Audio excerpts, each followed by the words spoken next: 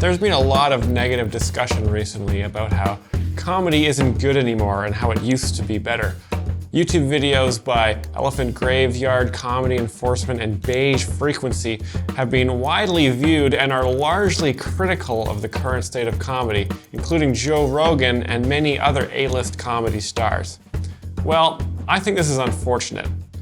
My name is Myles Anderson, and I'm a professional joke explainer. For years, I've been explaining the jokes of all the best comedians working today, and I think comedy has never been better. I think we are currently living in a golden age of comedy. Let me tell you why. Stand-up comedy is a relatively new art form. It started during the minstrel era of the mid-1800s in the United States. The minstrel era was a time where most comedy shows were people wearing blackface and playing the banjo and singing songs. Who was that lady I saw you with this afternoon? That was no lady. That was my wife. Minstrel comedy was the main form of comedy all the way until 2005. That's when people started to realize that dressing up with blackface and demeaning black people was actually quite a racist thing to do. That's what called Malone hoping he'd get into heaven. Because this retardation, that's for the birds right there. That's for the bird. Get that? So this began the modern age of comedy in 2005 to onward. So after this year started, you didn't need to have a banjo or shoe polish or shoe paint. You just needed a mic stand, a stool, and relatively wealthy parents. The modern comedy era from 2005 to 2015 was a bonanza for comedians. There were comedy clubs all over North America, and there were plenty of comedic TV shows and movies to star in, act in, and write for. The director Judd Apatow put out a slew of huge hit comedies like The 40-Year-Old Virgin and Superbad, and there were so many different kinds of comedy in the modern comedy era. It was very, very confusing for audiences. There were alt comedians like Maria Bamford, there were impressionists like Frank Caliendo, there was musical comedy like Flight of the Conchords. They call me the hip-hop-opotamus. My lyrics are bottomless. And political comedy like The Colbert Report. There were just too many kinds of comedy, and I myself found I was very confused during this time, and I really wished that there were less different styles of comedy out there. Well, in 2016, my wish finally came true when Donald Trump was elected the President of the United States, and the modern comedy era finally ended. In 2016, Donald Trump was elected President of the United States.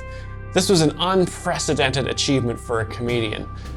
Before this, a lot of people, they wanted to know the policies of a politician or what they were going to do in office, how they were as a person. It didn't matter. In 2016, all that mattered was how funny you were. And Donald Trump was very, very funny. Has anybody ever tried those paper straws? They're not working too good, right?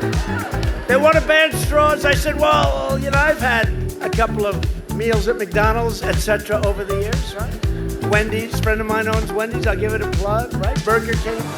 Just get a six-pack, toss on a Trump highlight video on YouTube. It's a good night, dude. Like, we witnessed the GOAT. So they want to ban straws. I said, oh, really? What about the carton? What about the plate? What about the knives and the spoons that are plastic? And he hired almost exclusively comedians to work in the White House, like Rudy Giuliani and the Scaramucci guy. But here's what I tell you with the president. He's the most competitive person I've ever met. Okay, I've seen this guy throw a dead spiral through a tire. I've seen him at Madison Square Garden with a top coat on. He's standing in the key and he's hitting foul shots and swishing them, okay? He sinks 3-foot putts. You still can't hear me? No sound? Okay. Better? Better now? Better. Has anybody ever tried? Seriously, the news story's made out of paper, right? By the end of the reign of Donald Trump, we were firmly in the golden era of comedy. People knew that you could achieve anything in this era. All you needed was dreams and a few wealthy parents. You could do anything. Stand-up comedy really took off during the 60s and 70s in the counterculture movement. This happened because a lot of white people had money at this time, which allowed their kids to start stand-up comedy. So much money, in fact, they were even able to start riots a lot of the time. The 60s and 70s was an amazing time to be a stand-up comedian. There was an explosion of opportunity everywhere, but there were very specific gatekeepers during this time. A lot of the comedy clubs in North America were controlled by mafia Americans, and you had to appeal to their interests to get spots on clubs, which means you would make a lot of jokes about your wife. I'll tell you what, my wife is always something, you know? And like the other day, she told me she gave me the best years of her life. And what worries me now is, what's coming up? The pay was very good during this era, and if you were able to impress the talk show host Johnny Carson with a 6-minute comedy set, you could change your life.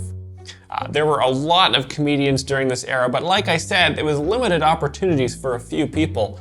A lot of comedians in this era had to quit, just get a basic job, and amass millions of dollars in real estate.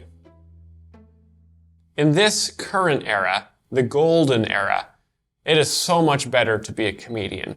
There's so much more opportunity, and it's so much more diverse. There are people from all different races that have wealthy families that can start comedy now, and it is so much better. Also, in this era, there's no need to appeal to mafia Americans because they don't control the clubs anymore. They've moved on to Wall Street. And there's no need to perfect your act in front of a live audience.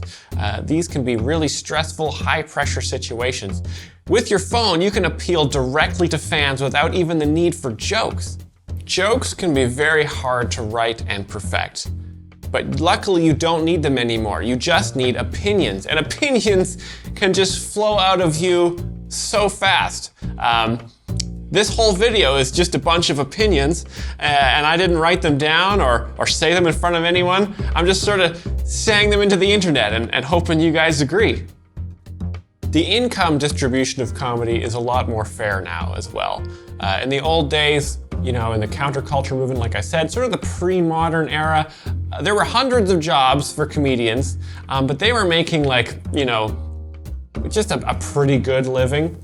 But now, the top 12 comics make millions of dollars a day, and there's about 50,000 comedians that are doing comedy, hoping to get to that level and get some of that money. They won't be paid until then, but they have a chance at becoming one of these 12 top comedians, making so much more money than anyone has ever made. So it is a lot better. There are still a few television writing jobs for some comedians, but they don't pay very well and they're a lot of work. So it looks like AI is going to replace them, so those comedians will be free to do crowd work and try to work their way up to that top sort of dozen or so. This is the best time to be an audience for a comedy show. There's no need to get out of your house and go to a comedy club to see a live comedian.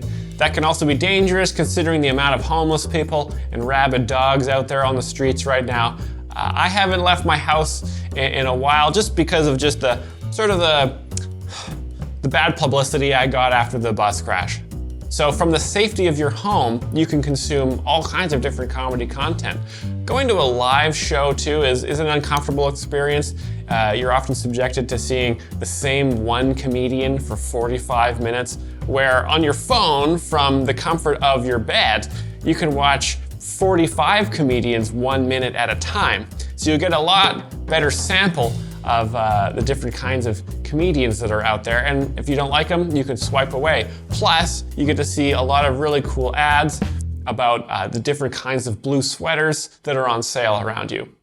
Technology has made it so much better for comedians because you don't have to get a job within the industry. Everything is more accessible now with the internet.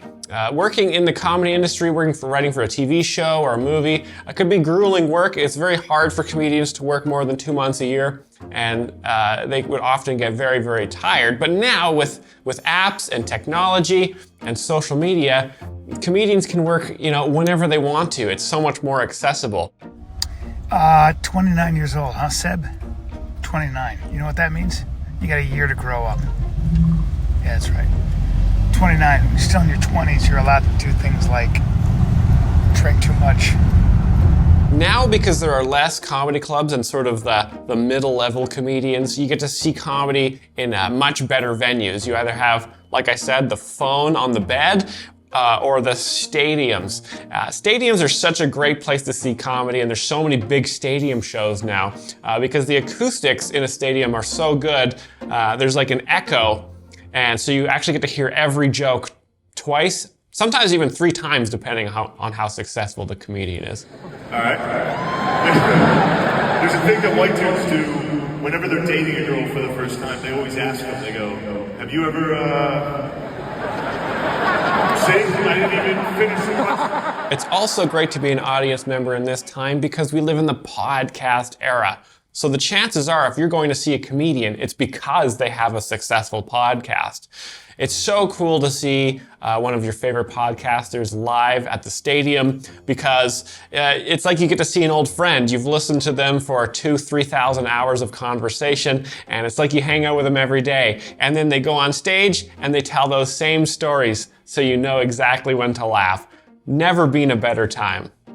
Unlike the confusing comedy era of 2005 to 2015 with its many different kinds of styles, the modern golden era of comedy we live in right now has 3 distinct comedy styles. The cancel culture comedian is a comic from a wealthy family that feels suppressed by the mainstream media. They will often complain about how they can't book shows in front of like a large sold-out show. A lot of a cancel comic's act will call for a return to the minstrel era of comedy or an even earlier time before vaccinations. Cancel comedians will often roast young people or people that have different opinions to them.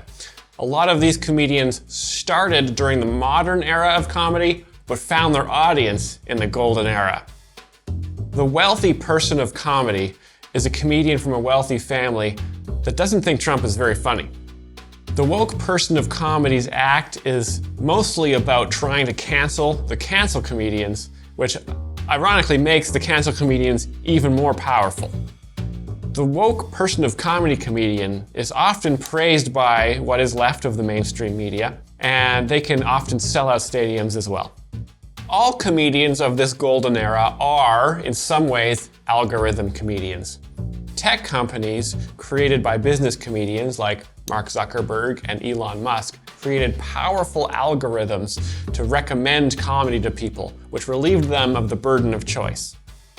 Before algorithms, audiences had to choose comedians by reflecting on them and observing them, and it was a long, exhausting process. It is so much easier now because the algorithm will analyze your online shopping habits to recommend comedians to you.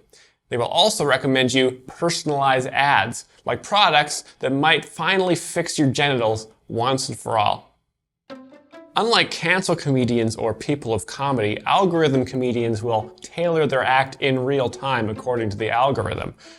There's been a lot of crowd work recently because that is trending on the algorithm. There are a lot of comedians that were pretending to be hurricanes during the big hurricane season that just happened. And there was also, obviously, the huge run of Coney 2012 comedians a few years ago. By the end of the modern comedy era, podcasts were becoming very, very popular.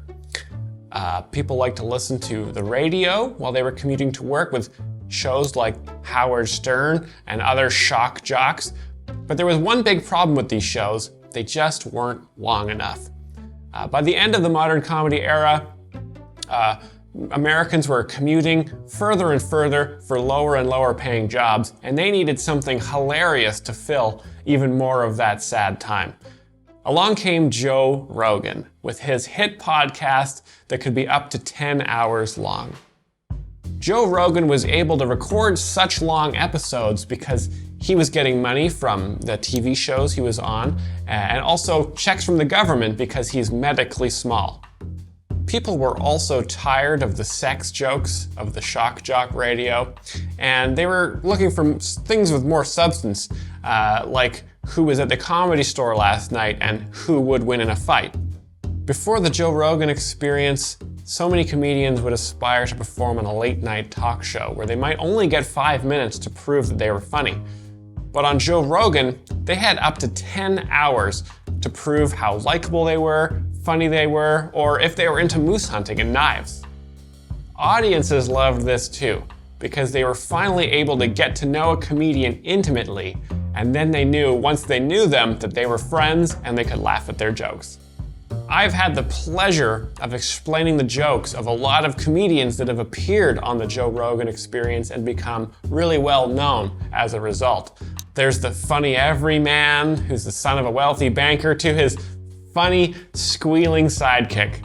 And of course, the master of body shots and the genius of body comedy. Stand-up comedy used to be such a simple form of entertainment.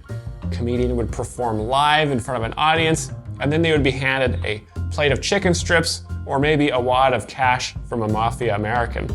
After the show, the audience would often forget the name of the comedian within 30 seconds of leaving, and everyone would just move on with their life. In the previous age, comedy stars like Chris Rock, Norm Macdonald, and Sarah Silverman would release a stand-up special only every couple years or so, and we wouldn't get to see all that great content they were hiding from us. Sadly, they've all passed on now. But there's a new crop of comedy stars that are so much funnier and are guaranteed to release a stand-up special at least every season. Our modern comedy stars are so much better and more accessible. They've got Instagram feeds and podcasts, so you always know what hilarious stuff they're up to. Also, we get to see an insight into their lives and see how they live. In the old days, comedians like to complain a lot about business owners, investment bankers, and politicians and stuff like that. It was really annoying and really pretty negative. But now, a lot of the comedy stars have established that that's a victim mindset, and it's better to display how well you're doing so your audience can pretend that they're also successful on their way to work. As the economic conditions of America have become more and more hilarious over the last few years, more and more people are turning to podcasts and Instagram to see their successful parasocial friends display all their money. It makes people feel good about themselves because they can sort of also pretend that they are also wealthy and doing well and just have a big laugh along with all the rest of the guys. This is the best time for comedy, and it's also the best time economically. We have the best technology, the fastest phones, and the richest people that have ever been. I haven't had food in 3 days, but there's companies in America worth over $1,000 billion now. That's funny. Too many people like to complain about the time we're in right now, but I think the evidence shows that we are in a golden era of stand-up comedy, and the world is just getting more and more hilarious. Thanks so much for watching, guys. If you want to support the channel, check out our Patreon, where we've got ad-free episodes you can see for free, and our paid subscription service, which will show you our Jokes Explored Masterclass series.